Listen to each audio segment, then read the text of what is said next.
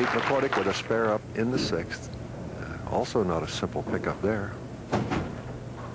Trailing by 7. One thing I like about McCordic's style is how he's so methodical and how he hits the foul line so solid. You very seldom ever see McCordic fall off balance. He's got everything in time as he comes through with the shot.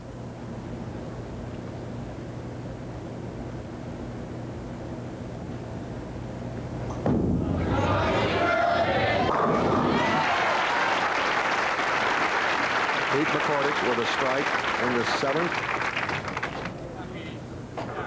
No doubt about it. Solid in the 1-3. The ball carries through the 5. 5 takes out the 8. And the ball carries through and knocks the 9 out. Just steamrolled him over, all 10 in the pit. Putting the pressure back on 19-year-old Pete Weber.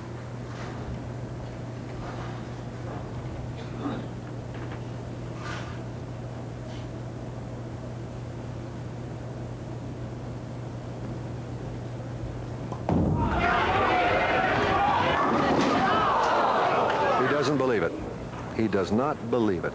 Solid 9 in the 6th, solid 10 in the 7th frame. The 6 pin just flies right over above the 10. Peter kind of blocks it out, but when we call it a solid 10 is when the 6 pin doesn't lay in the channel. Didn't like that reaction. Still shaking his head. He's been good with the spares so far today. You said he struggled a little bit in the tournament, but he's taken extra time, and they've been so important in the matches thus far.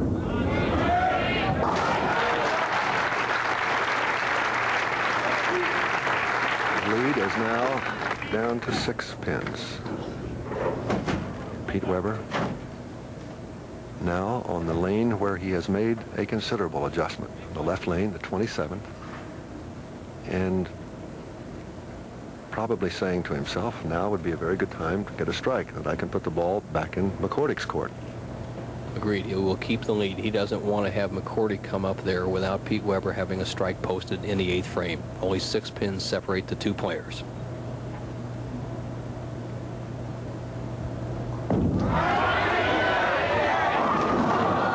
Dead on the head pin.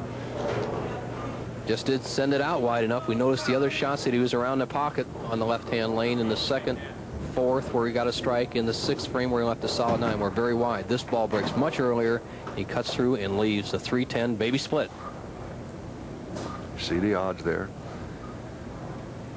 2-1 for a pro. And he is a pro.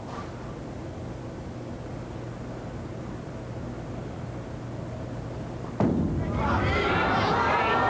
he misses it. He gets the 10, leaves the 3. Surprises me, he went with a hook ball after that, David. He throws the straight ball for the 6 pin, the 10 pin, the 9 pin, all his single pin spares, and yet the hook ball cuts down his odds of making the 3-10. The straight shot, as he had been using those single pin spares, would have been a much better choice. You think that's lack of experience, maybe, or? Indecision, I think. Peter has the experience, but right now McCordic is in the lead for the first time. He took the lead sitting on the bench. He can increase the lead to 17 with a strike.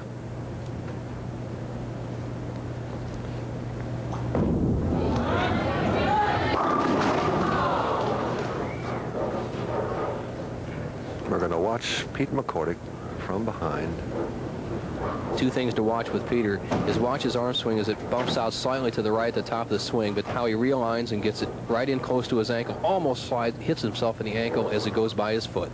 Weren't you playing with him one time when he did hit his ankle? On a 297 game, he had 11 in a row, hit his ankle, and missed the head pin on the right, but good discipline by this young man. Well, as the old announcer, the late Van Patrick, used to say, we now have a cliffhanger on our hands. Anybody's match. The trip to Akron is, I suppose, as big a prize as anything else. $13,000 to the winner here today, but everybody wants to go to Akron. McCordic can ensure himself of a chance to win the tournament if he can strike on this ball, because no matter what Pete Weber does, if McCordic strikes, he can still win the match.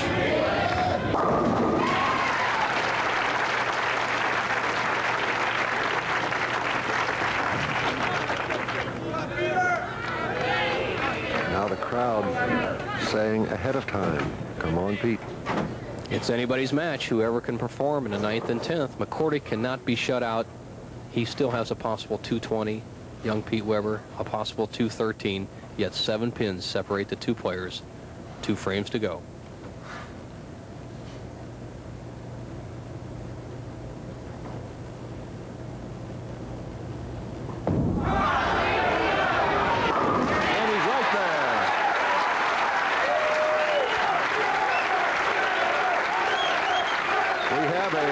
Possible tie, correct? Well, it'd almost be impossible, David, to have a tie, I think, because Weber would have to strike and get 7 on this ball, and McCordic be spare and strike. So I guess you're right. It could be a tie, but right now, young Weber has to strike to take the lead in the match.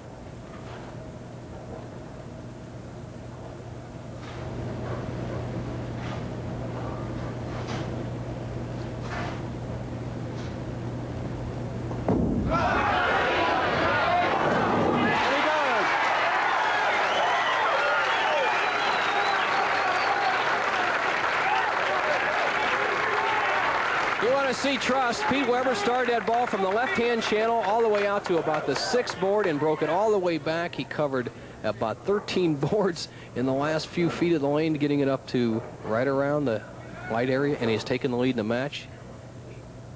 In order to have a tie now, David, we would need a 7 count or 6 count out of Pete Weber. We would have a possible tie.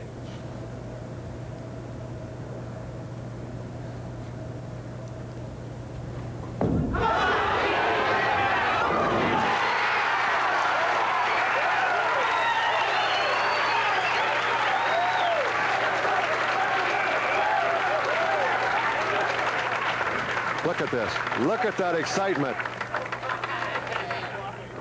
Pete Weber with a 7 count or better will force Pete McCordic to throw 2 strikes.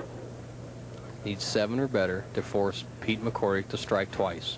You saw the graphic before. He has never won a PBA title.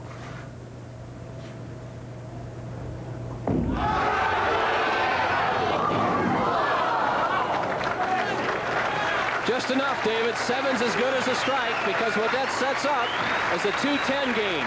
McCordic must strike twice to win. If he strikes and gets 9, the final score would be 209 to 210. The graph is correct. McCordic needs 2 strikes to win. He has not had a strike on the right-hand lane in the match. He was light in the 2nd frame. He left a 10 pin in the 4th. He was light in the 6th, left a 4 pin in the 8th. Right now, he can afford no more non-strikes on the right-hand lane.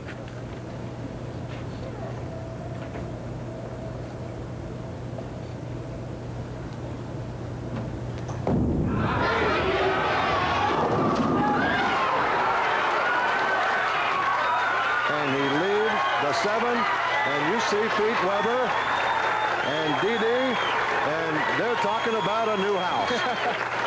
And a trip to the Firestone. That's not perspiration, ladies and gentlemen. Those are tears of joy.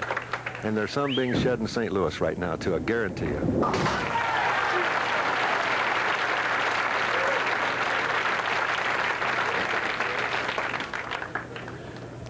There you see Pete Weber. Watch his reaction to that last non-strike by Pete McCordic. That gives him the championship, sends him to Akron. We'll be right back. There you see a happy Pete Weber, just 19 years old. The 9th time the Pro Bowlers Tour has been here at Bradley Bowl. That's his wife, Dee. The check being presented by Ken West, the president of West Enterprises, a $13,000 check and a trophy, and Red Burnham, the general manager, is on hand. And once again, the winner of the Greater Hartford Open is Pete Weber. Final score 210 to 199. Stay tuned next over most of these stations for ABC's Wide World of Sports, featuring live the light heavyweight fight between Matthew Saad Muhammad and Pete McIntyre from Atlantic City, New Jersey. And also live the Wood Memorial from Aqueduct Racetrack in New York. Travel arrangements made through and a promotional fee paid by United Airlines. United flies more people to Hawaii than any other airline. That's what friendly skies are all about. This has been a presentation of ABC Sports.